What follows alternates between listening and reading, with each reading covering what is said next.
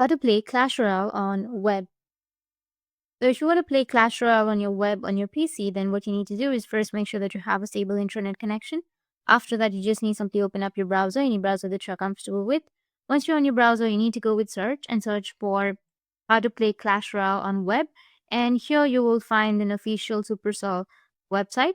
Go with supercell.com, which says play Clash Royale on PC. Once you find it, just click on it. And once you click on it, as you can see that it says that we have launched Clash Royale on Google Play Games for the PC. Supercell Games will be expanding from mobile gaming to PC gaming for the first time in history. And if you want to play it on your PC, then you need to just scroll down and then you'll find visit this link from your PC option. You need to just click on it. And once you click on it, as you can see that it says you need to install it on your Windows. So just simply click on install on Windows and it will install on your Windows. And once you install it on your Windows, you'll be able to play Clash Royale on your PC. So that's it. And if you have any questions, feel free to comment below. Thanks for watching.